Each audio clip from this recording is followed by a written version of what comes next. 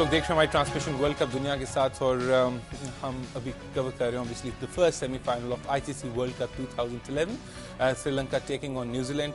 New Zealand ने toss जीत के पहले बैटिंग का फैसला किया और न्यूजीलैंड की पूरी टीम 217 रन पे आउट हो गई इन 49th ओवर। हमारे साथ मौजूद हैं आमिर सुहेल। आमिर भाई 210 220 कहा था आपने, उतना ही बना, लेकिन एक टाइम पे ऐसा लग रहा था कि शायद स्कोर जो है वो 240 ऑड पे चला जाए। अली एक ही चांस था इनके पास रियलिस्टिकली कि अगर ये नए बॉल के ऊपर, जिस तरह हम लोगों ने मैच से पहले जिक्र किया था, ब्रेंडन मैकलम की लगती है कपिल के साथ और बाद में आके जेसी राइडर उसको टेकअप करते, तो फिर चांस था कि इनकी ईजी सेलिंग होनी थी 250 तक। अभी तक जितना भी श्रीलंका को आपने इस वर्ल्ड कप में देखा, उनका पैटर्न ऑफ प्ले ये है कि वो चांस लेते हैं नए बॉल के साथ, डिफरेंट बॉलर्स से।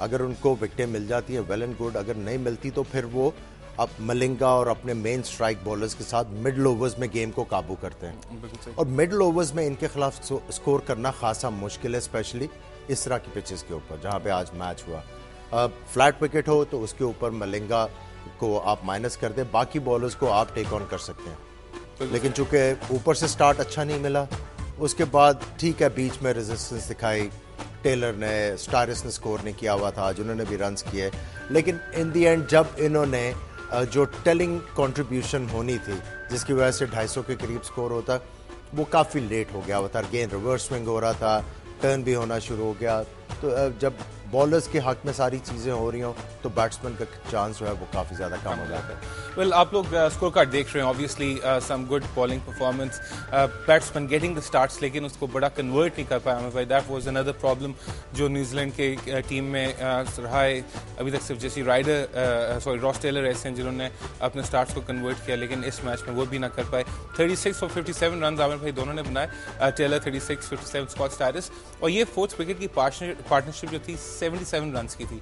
इसको कैपिटलाइज और जाना, शायद मेरा ख्याल है 110 120 रन पे और जाना चाहिए था, ताकि ये मैच आराम से भी चलते रहते तो मेरा ख्याल है 10 या 15 रन का फर्क पड़ना था, इससे ज्यादा नहीं पड़ना था, क्योंकि एक टाइम के ऊपर आके इनको अटैक करने की जरूरत पड़नी थी। और जब इन्होंने चांस लेना था तो ये इस तरह के स्पिनर्स हैं कि शायद एक लग जाए लेकिन दूसरे के ऊपर उनके आउट करने के चांसेस, और वही आपने देखा इन दी एंड बॉलर्स ने विकेट्स हासिल करके जहां पे लग रहा था कि या थोड़ा सा अच्छा कंट्रीब्यूशन हो जाएगा, नहीं हो सका। बिल्कुल सही, अपोलोजाइज अबाउट दैट। बट अगर हम एक बार बैटिंग कार्ड दोबारा देख लें, उसमें हमें एक और जो इम्पोर्टेंट चीज़ थी वो ये कि आखिरी जो 6 विकेटें हैं जिसमें McKay, Tim Southee, Vettori, Oram, Nathan McCullum and Williamson.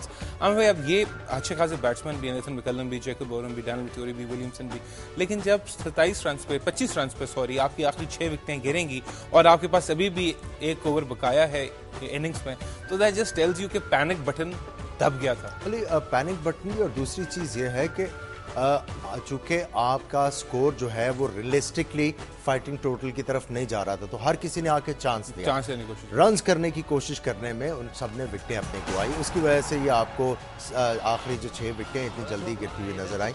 अगर ये शुरू में अच्छा स्टार्ट ले लेते, मैकलम अच्छा सेंसिबल क्रिकेट खेलते गप्टिल के साथ, तो फिर ये आपको नीचे ये वाली सूरत हाल में होती, आराम से सिंगल दुक्के करके ओकेजनल बाउंड्री के साथ ये 260 तक पहुंच सकते थे। स्पेशली जब आपके 9वें नंबर तक डैनियल विटोरी आ रहे हो, तो ऊपर से जैसे आपने कहा चांस ले लेते, अगर आउट भी हो जाता तो फिर भी इतना ही स्कोर होना था। और लेकिन अगर ऊपर से चांस ले लेते और हिट्स लग जाती, मिसाल के तौर पे 39 किए हैं 65 बॉल्स पे मार्टिन गुप्टिल ने, मैकलम ने 21 बॉल्स में 13 किए है, 34 बॉल में 19 जैसी राइडर ने किए, और ये अच्छे खासे स्ट्रोक प्लेयर्स हैं।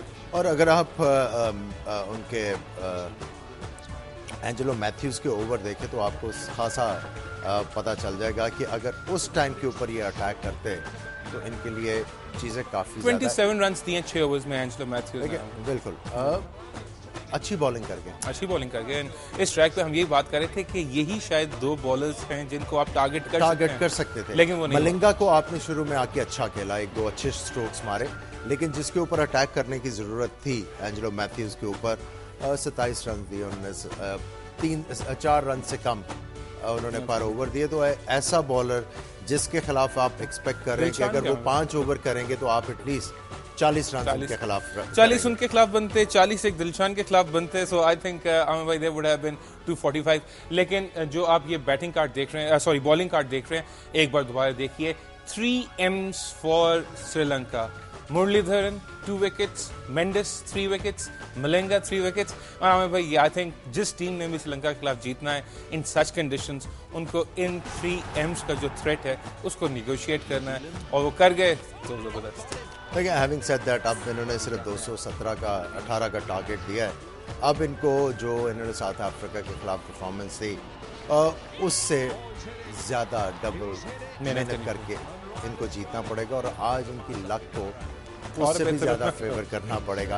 उस दफ़ा हाशिम आमला का इनसाइड एज विकेट कीपर के टो के ऊपर लगा, इस तरह के 2-3 डिसमिसल की ज़रूरत होगी। बिल्कुल ठीक। आमिर भाई, I think we have got last 20-30 odd seconds, time की कंस्ट्रेंट है, but nevertheless, do you think this semi-final can go down to the wire, या भी ये एक one-sided affair आपको नजर आ रहा है? अगर बहुत भी फंसा तो I think Sri Lanka should win bye 4 wickets.